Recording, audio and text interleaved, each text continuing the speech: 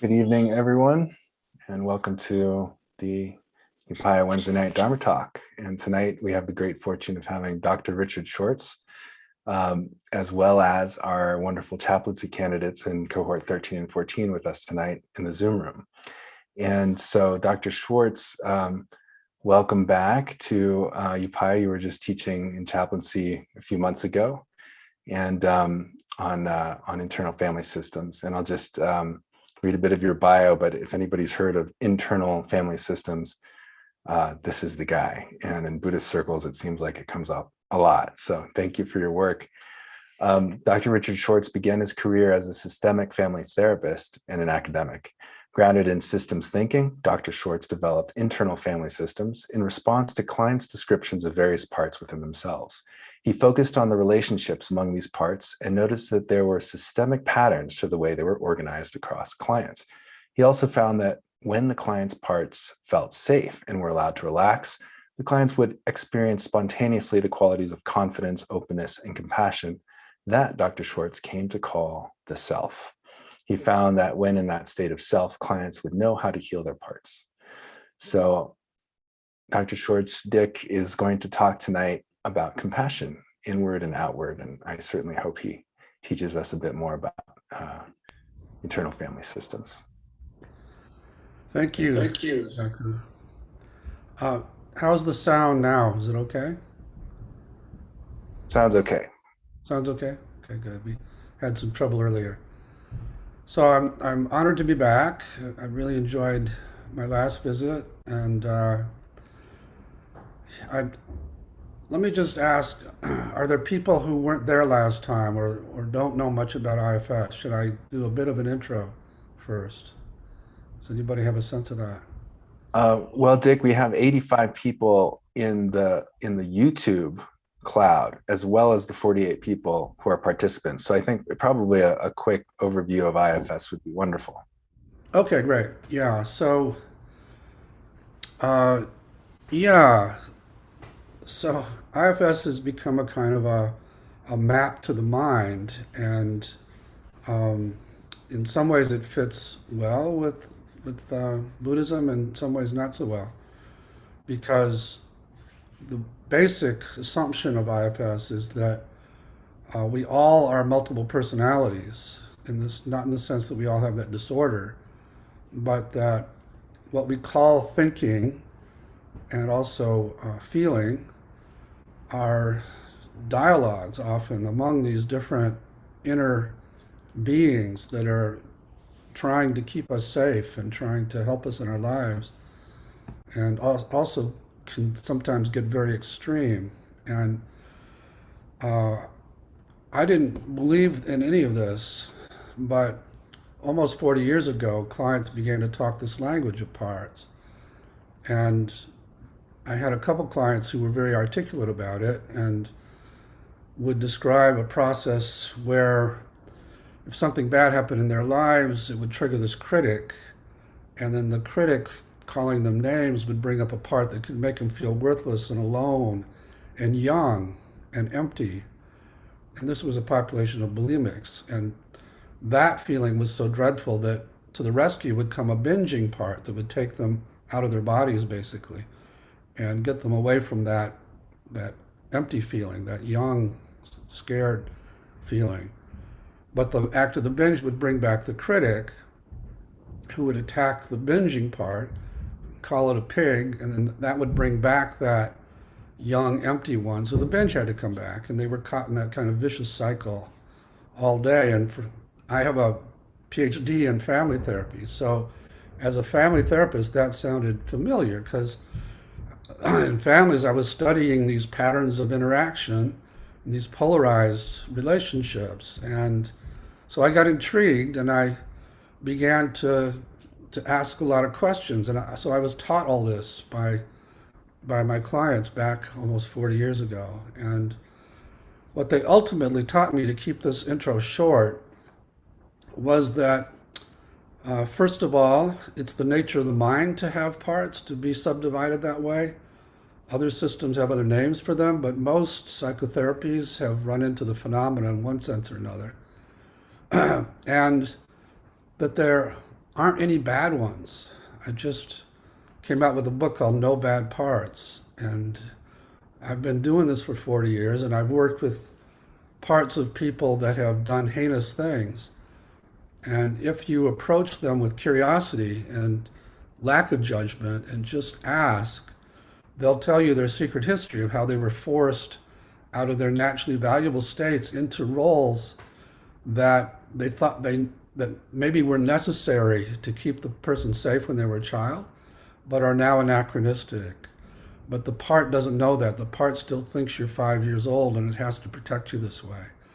And so as you begin to learn that about these parts, you start to have compassion for them rather than hating them or fearing them or trying to get rid of them.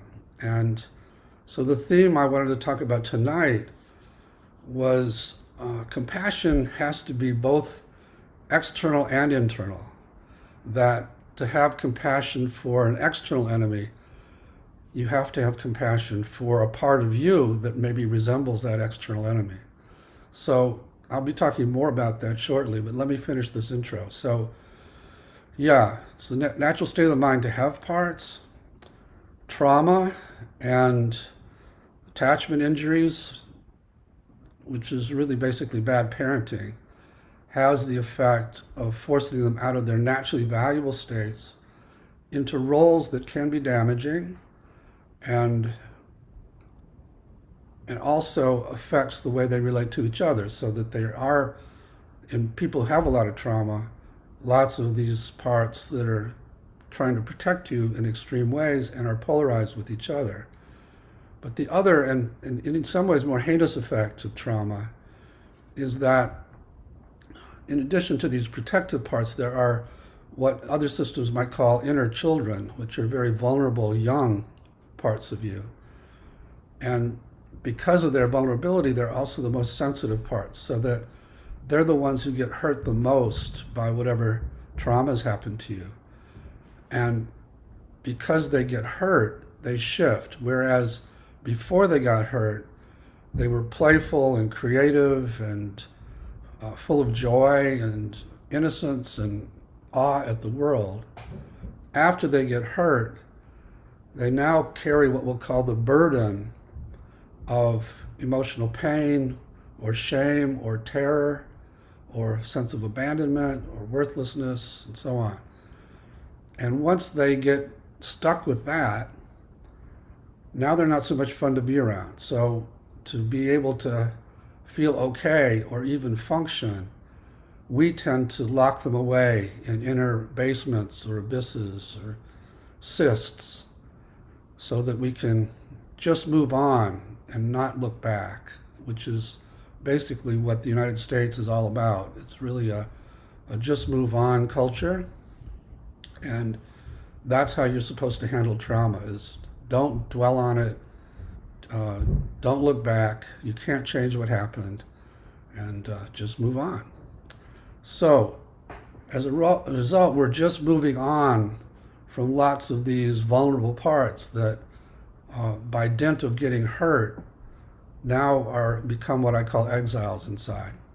And when you get a lot of exiles, you feel much more delicate and the world becomes much more dangerous because there's so many things that could trigger those exiles. And when they get triggered, it's like they burst out of the container and flames of emotion threaten to overwhelm you and make it so your life is miserable.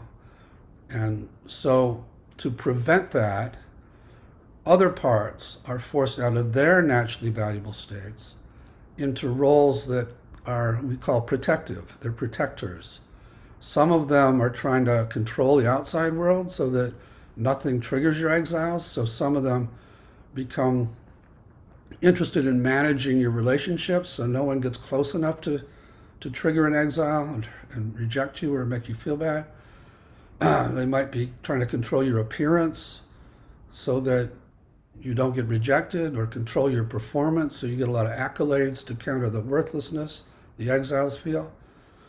Often they're the critics. They're criticizing you either to motivate you to do better or sometimes to tear down your confidence so that you don't take any risks. So there's a variety of different roles of critics. Some of them are caretaking parts. They try to take care of everybody else. They don't let you take care of yourself.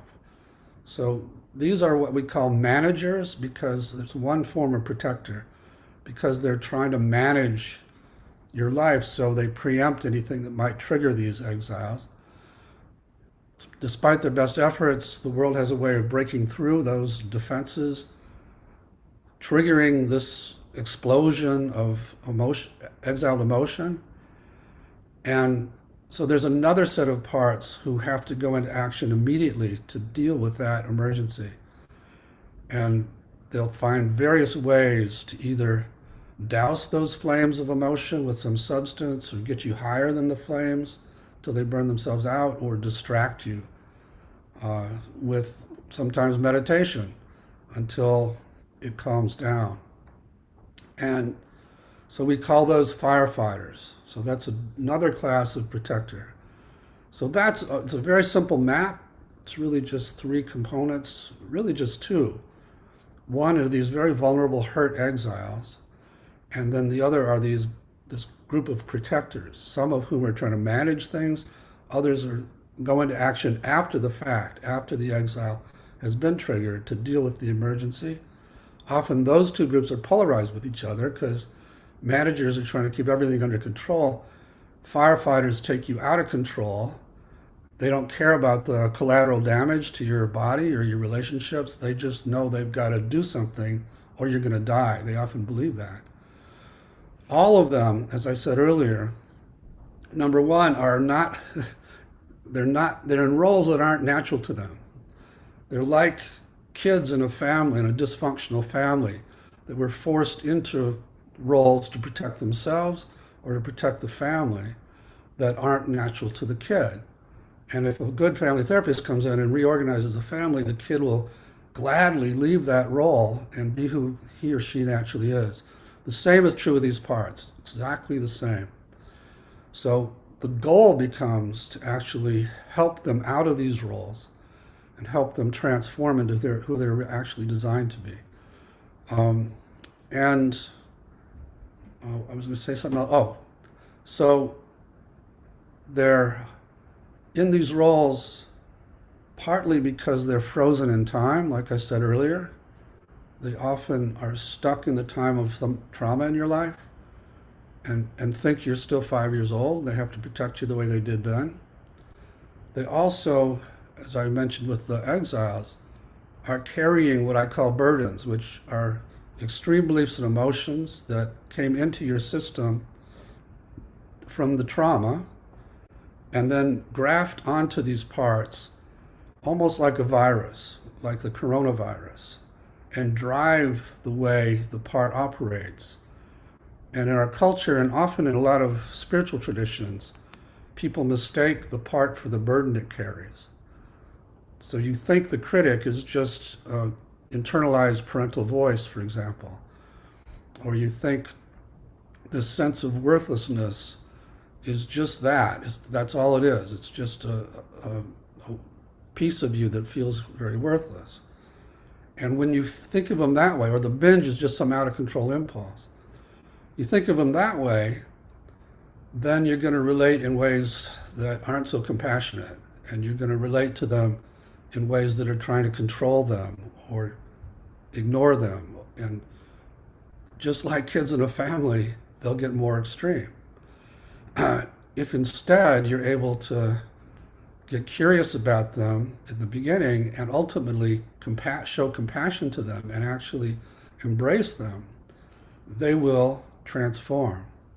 Now, part of that is because, and this is actually the big contribution, I think, of IFS, the biggest contribution, is that just beneath the surface of these parts is a kind of essence in people, which would be akin to Buddha nature, where I learned from trying to get parts to get along after I learned that they weren't what they seemed and they deserved to be listened to. Try to help them listen to each other or have my client listen to them more. And there were parts that would make my client hate them. And I learned to get those parts to open space a little bit, just relax, so that better dialogue could happen. And suddenly this other person would pop out who knew just how to relate to these parts and would have sort of a native compassion in addition to being curious about the part or calm relative to it or also confident relative to it. And when in that state, the part would react in a very good way, would start to calm down and be open and listen to the person, and it would begin a healing process. And when I asked people, what part of you is that? They would say some version of, that's me, that's not a part. That's myself. So I came to call that the self with a capital S. And now, 40 years later, thousands of clients later, thousands of people using this all over the world, we can safely say that that self is in everybody, can't be damaged, is just beneath the surface of these parts, such that when they open space, it emerges spontaneously and knows how to heal. Knows how to heal both internally and in external relationships. And that's pretty cool. So the work is designed to help people get these parts to just open space. And when you meditate, like you just did, you are accessing, in my mind, you're accessing what I'm calling self. And it is a very good practice to do.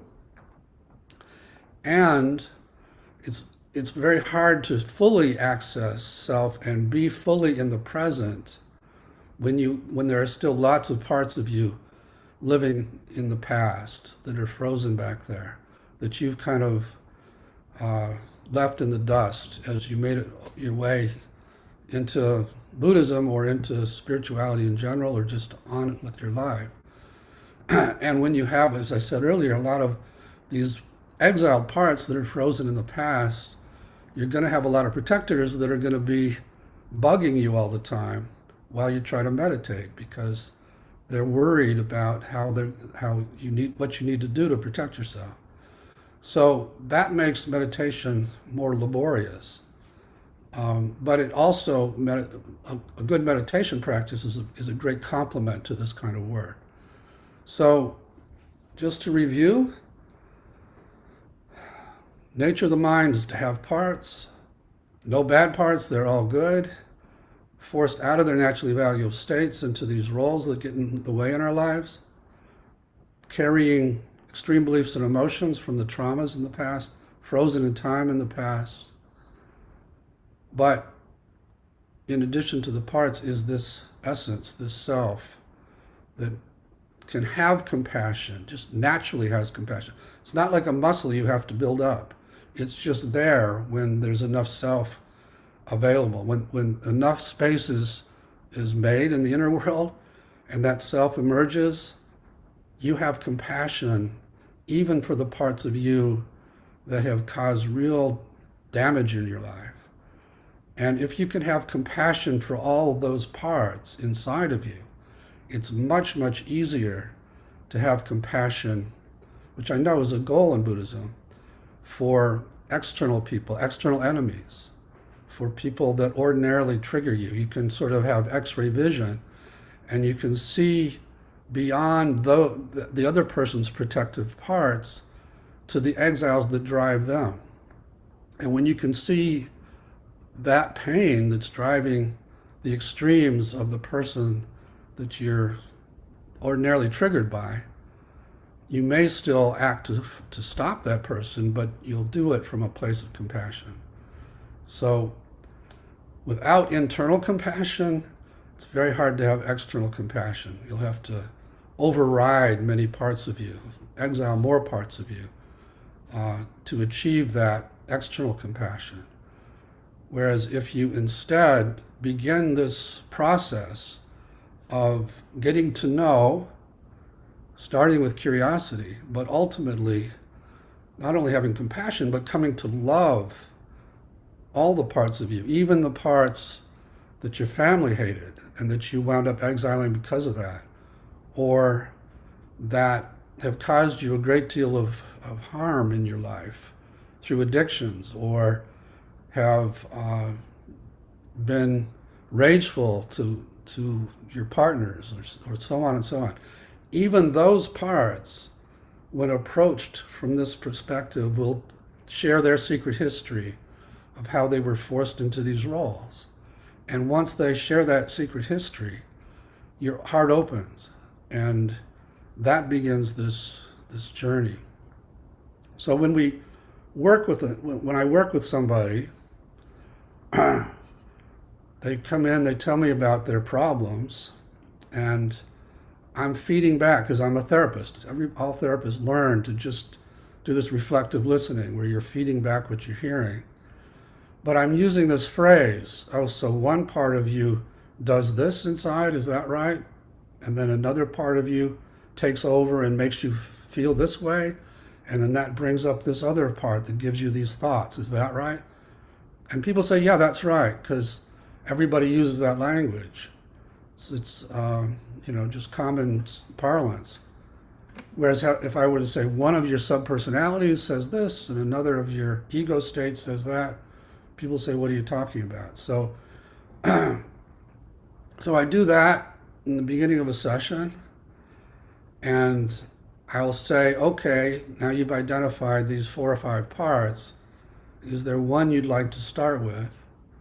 And you would pick one, and if it seemed like it was an exile, like if you wanted to go to this intense pain or terror or feeling of worthlessness inside, I would say, we'll get to that, but first I want to work with the parts that don't want you anywhere near that.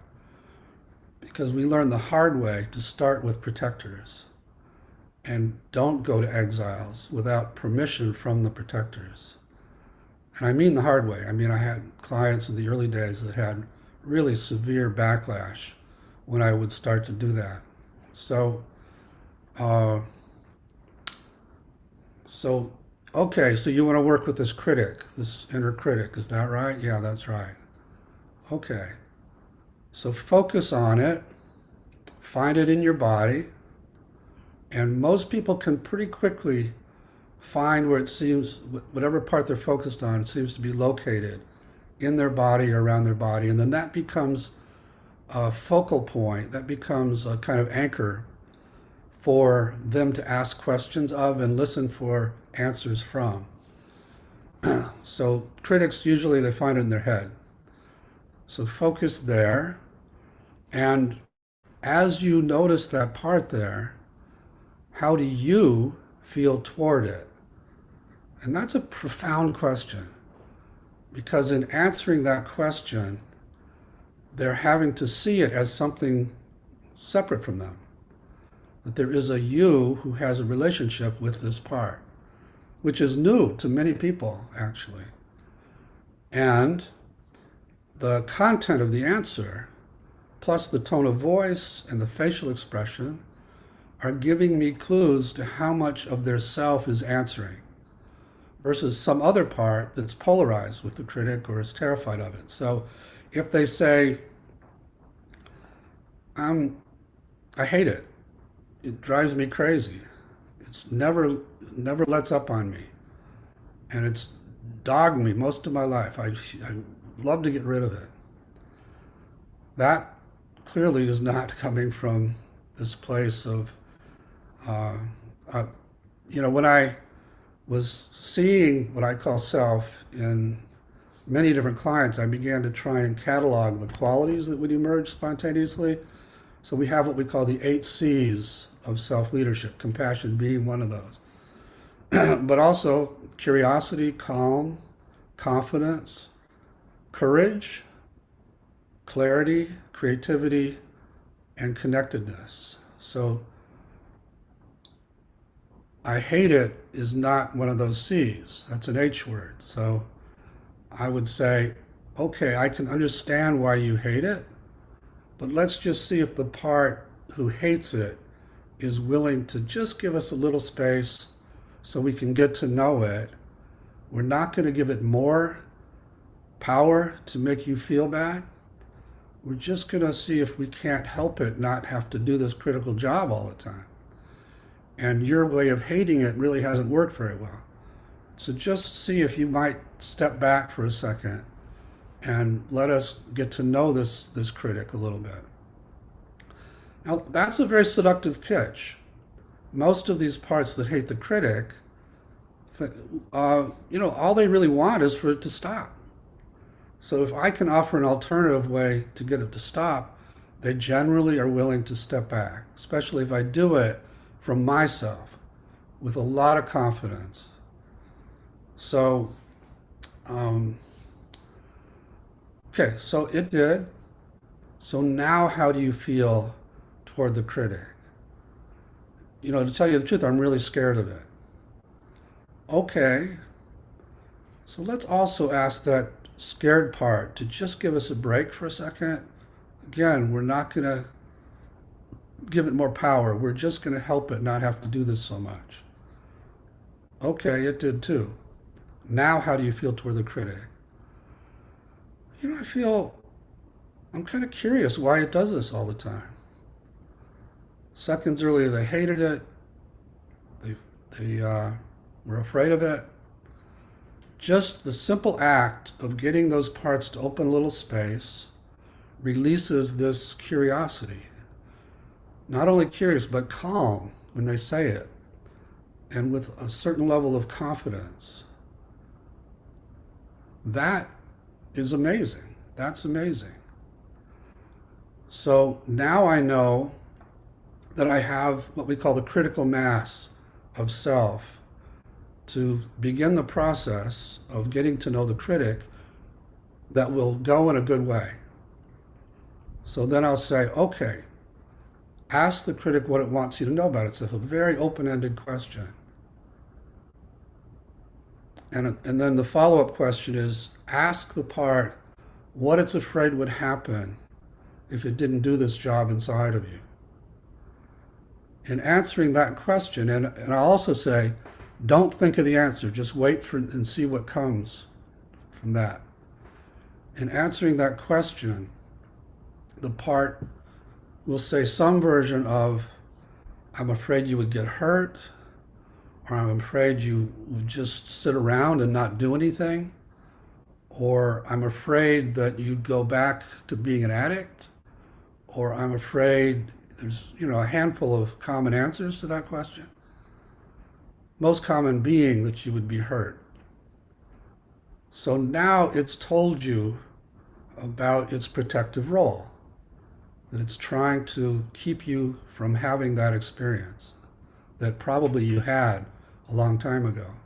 And it swore, never again am I going to allow that to happen.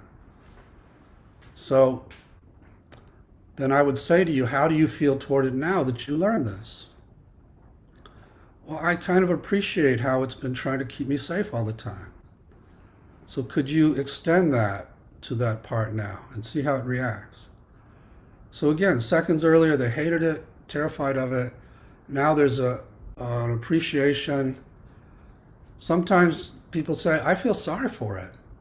I feel sorry that it's had to do this all this time to keep me safe. Spontaneous compassion. Can you let it know that you care about it now and that you have compassion for it? How does it react? Almost universally, these parts like it. And they finally feel appreciated and relax. I wouldn't say, not always, but most of the time. And then there's another set of kind of interview questions for it, like if we could take care of what it's trying to protect in a different way, like if we could heal the pain that it's trying to prevent, or if we could take care of the part that's made them an addict in the past, or if we could, so on and so on. If we could do that, and it was freed up, it wouldn't have to protect this way, what might it like to do instead inside of the client? And you'll be amazed at the answers to that question. Always positive, often the opposite role of what they've been in. So a lot of times the critic wants to be your cheerleader. Or if it was trying to keep you small, it wants to help you blossom and show yourself. So on and so on. In my pitch, I become what I call a hope merchant, is that if it gives us permission to go to what it's been trying to protect or protect the client from, we can do that. We can change that part, and it'll be liberated to do this new role. And another common question, a really great question to ask these parts, if you ever want to try this on your own, I might say, ask the critic how old it thinks you are. And I would say over 80% of the time, it's a single digit that comes back to the client. And then let it know you're not 5 anymore. And sometimes it's a total shock to these parts. They really think you're still that age and they have to protect you that way. So as you do that, and then there's a whole process by which we actually heal the exile that the critic was protecting or trying to keep at bay, which I can get into later if you're interested. As that happens, and we come back to this critic, now it's open to doing something different. But all along the way, you have shifted from judging it, hating it, being terrified of it, to just having compassion for it and a desire to help it out of this role. And that translates directly into how you're going to relate to and be with somebody who is critical of you. Because if you're afraid of your own inner critic, then somebody who criticizes you or looks like that critic inside, and not only are you afraid of that inner critic, but you try to protect yourself with another part that defends you all the time, then you're going to react to this external critic in the same way. But if you can have compassion for that critic, you'll have compassion and be able to stay calm, curious, and confident in the face of external critics. And the same applies to, when we train therapists, we'll try to figure out what in their client triggers them all the time. And when they find a client that triggers them, and if we have enough time, I could do an exercise with this group around this, then we help them find the part that resembles the client that triggers them inside, that they have trouble being present to, that they have a lot of fear of or judgment of. Because it's all parallel. The way you relate to your parts inside is going to be the way you relate to people outside who resemble that part. So, for example, if you're a parent and you don't like your own exiled pain or sadness, and you relate to it by telling that part of you to just get over it, or you try to drown it out, then when your kid feels hurt and comes to you and is crying, you're going to relate to that kid in that same way you do to that inner child. Does that make sense? Okay, so, and I could say the same for anger. If you're afraid of your own anger, then you're going to have a lot of trouble with conflict in your relationship, and so on and so on. So internal compassion leads to external compassion. And without internal compassion, it's really a lot of work to have external compassion. And the practice of trying to have compassion for all beings will be done managerially. It'll be done from one of these manager parts who's trying to make you a good Buddhist.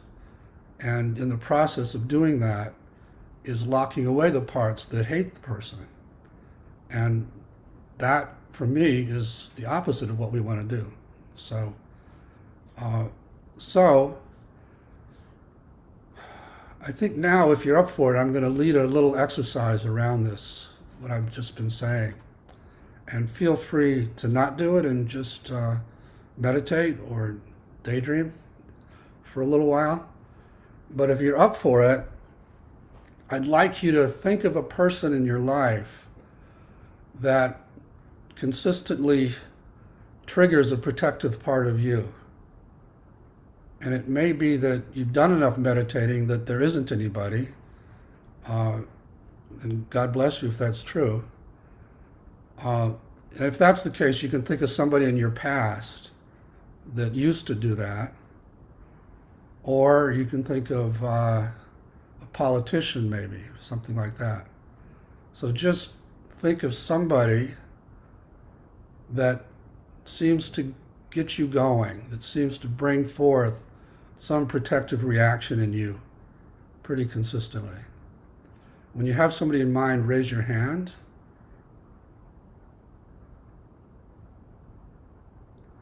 Okay. All right, great. All right. And then in your mind's eye, put that person in a room by him or herself, in a contained room, and you're outside the room looking at that person through a window.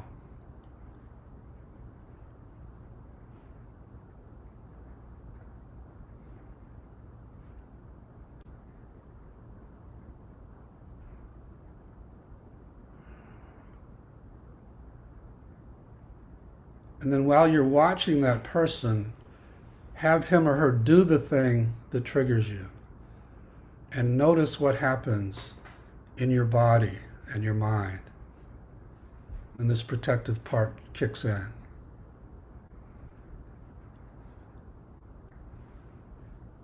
So I'm going to invite you to notice what happens to your muscles, to your heart, to your breathing.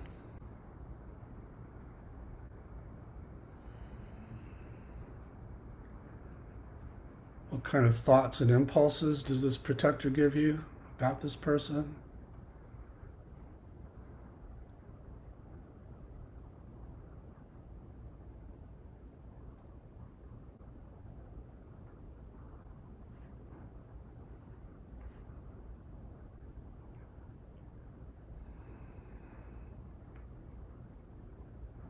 And then look at the person through these eyes and see what he or she looks like through the window.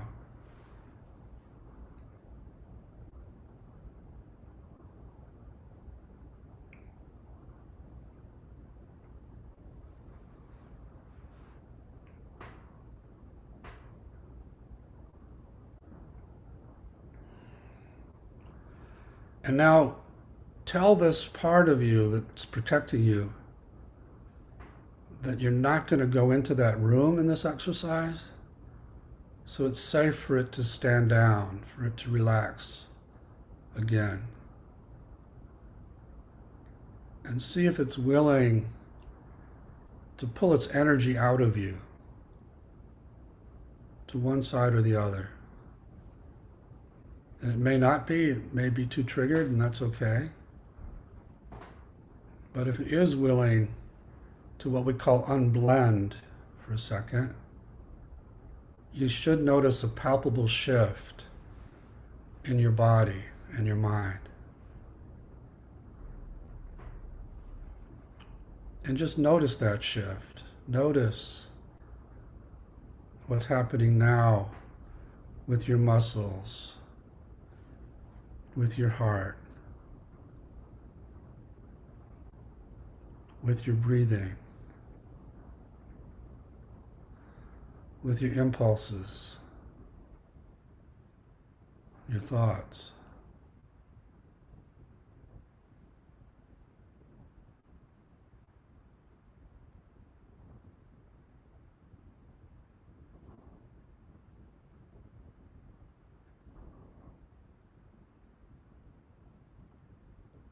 So you're getting a real felt sense of the impact that protective part has on all of that, and then what it's like to be separated from it.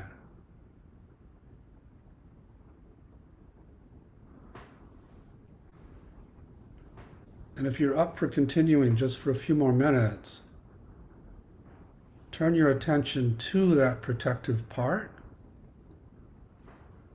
Notice how you feel toward it. See if you can get mindfully present and curious about it.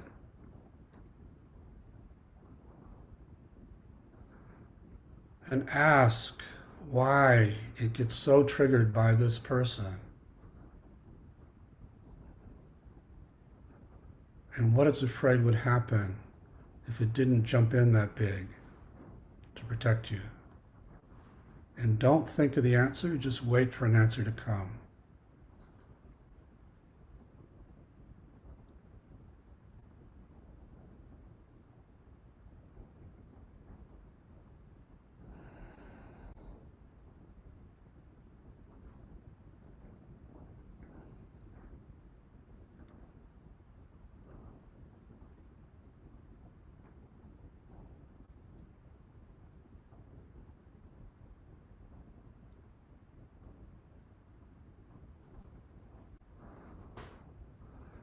You could also ask, how old does this part think you are?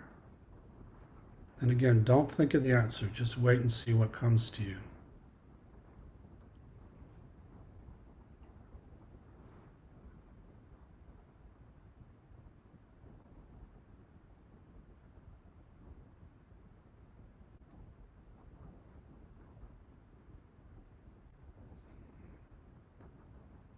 And if it doesn't have your age right, then go ahead and let it know how old you are and see how it reacts. See if it can believe that.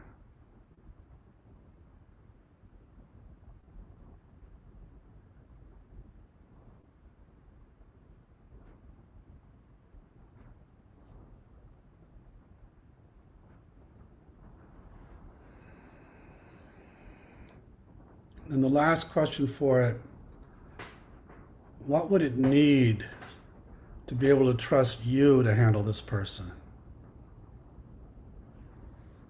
What would it need to trust that it didn't have to jump up so big? What would it need from you?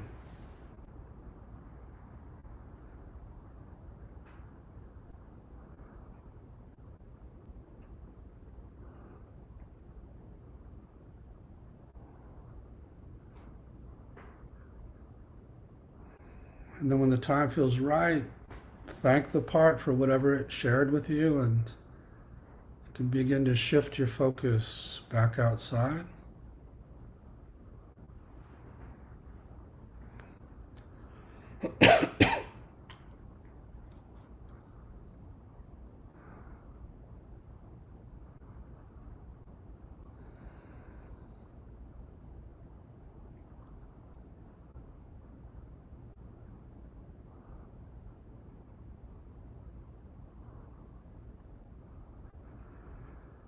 And I know I didn't time this quite right, but I would love to gather a few reports if we could have time. Is that possible? Nick, I think what we can do is get that feedback from our chaplaincy Great. sangha. Okay. Yeah, and for our other community members, because we can't do it on YouTube interactionally, if you could just gently conclude that portion, and then we'll open up for our chaplaincy cohort. Sounds good. Yeah, so if you were able to do some piece of this, this is a lot of what we do, is notice the impact of these parts, help them trust it's safe to separate, unblend as we call it, and then begin a process of getting to know them and honor them for their service, almost like you would the military. And then The next steps are to learn about what that protector protects, which is likely to be an exile, and get permission to go to that part and heal it.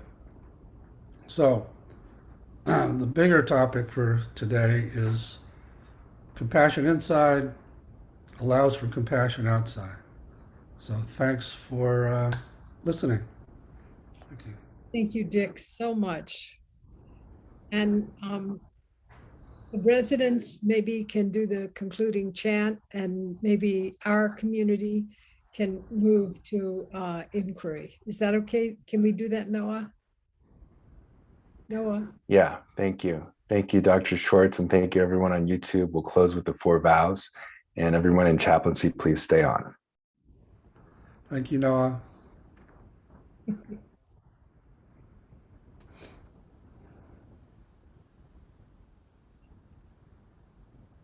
Creations are numberless, I vow to free them. Delusions are inexhaustible, I vow to transform them. Reality is boundless, I vow to perceive it. The awakened way is unsurpassable, I vow to number. Delusions are inexhaustible, I vow to transform them. Reality is boundless, I vow to perceive it. The awakened way is unsurpassable, I vow to embody it. Creations are numberless, I vow to free them. Delusions are inexhaustible, I vow to transform them. Reality is boundless, I vow to perceive it. The awakened way,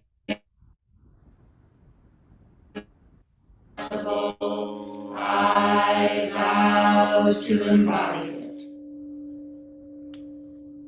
Thank you everyone so much. Please check out Dr. Schwartz's work. He has many books on internal family systems, very powerful paradigm. And then also don't miss on Sunday our Ease and Joy mornings with Shoryu. So good night and thank you.